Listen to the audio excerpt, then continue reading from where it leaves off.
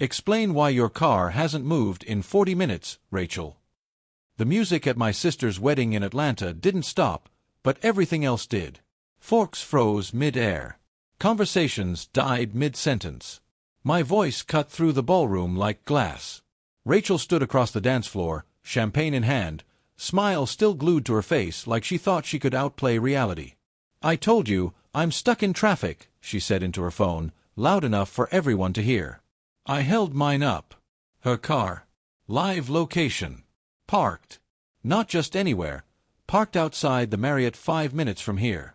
The room went silent. And traffic, I added, stepping closer, usually doesn't come with room service. Her smile cracked. People started whispering. My brother-in-law lowered his drink slowly.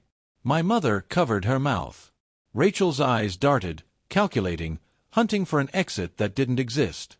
And that's when someone asked the question that changed everything. Wait, if she's not in traffic, then where is she?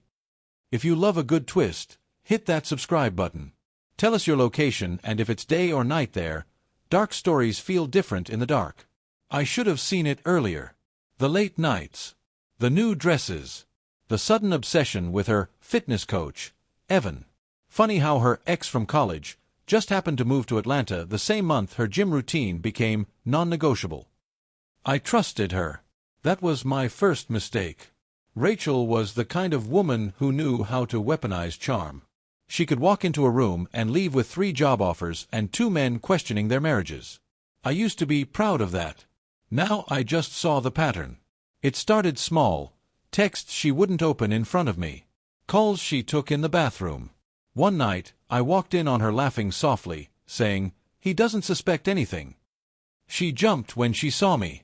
"It's just Amanda," she said. Amanda doesn't have a deep male voice. But I didn't push. Not yet. I waited. Because I don't react, I dismantle.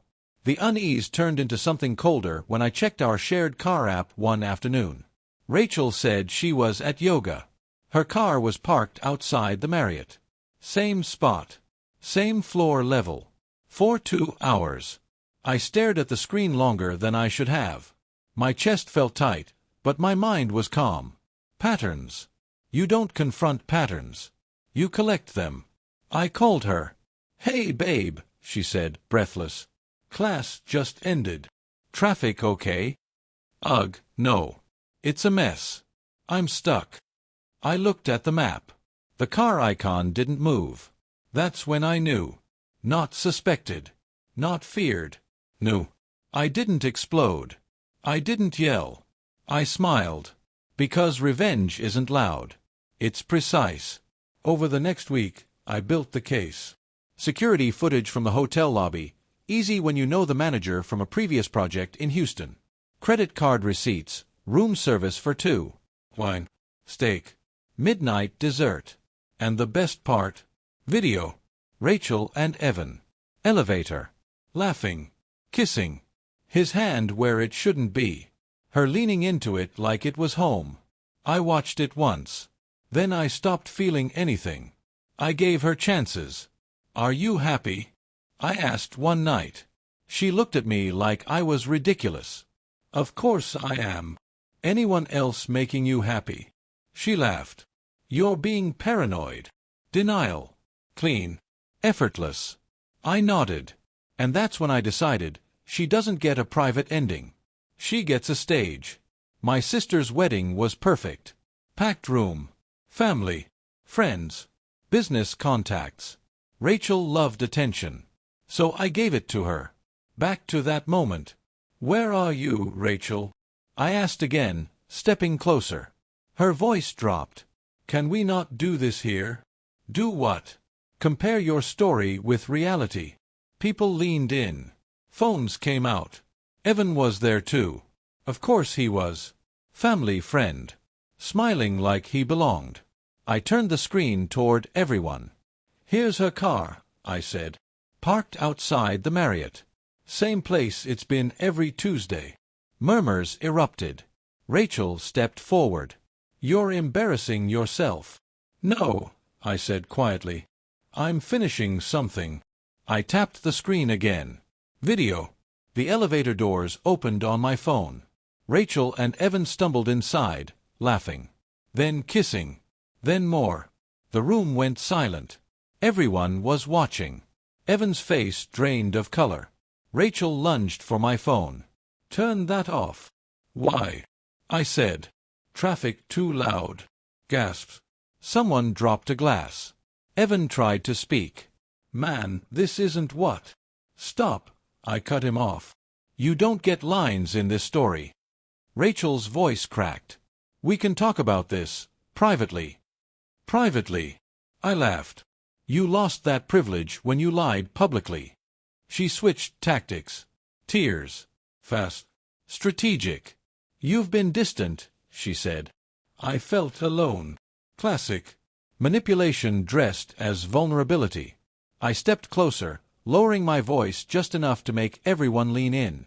"You didn't feel alone," I said. "You felt entitled."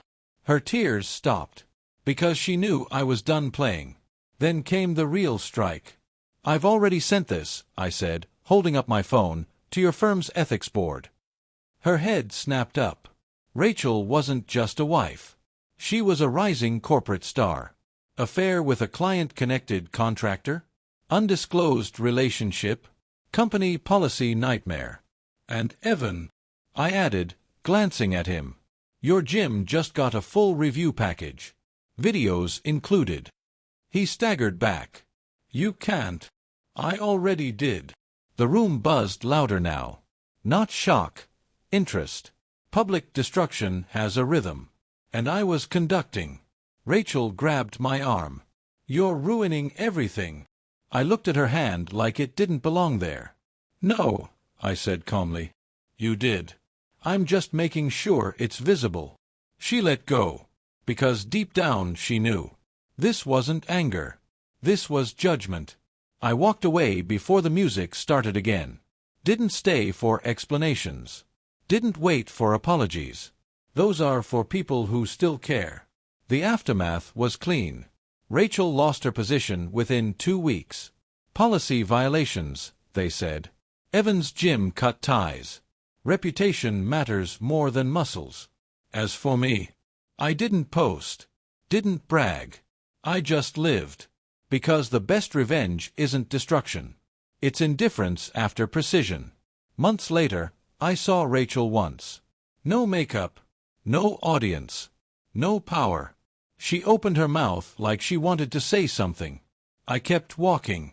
Because some stories don't need closure. They need consequences. And in the end, she wasn't stuck in traffic. She was just parked at the exact moment her life stopped moving forward. The end.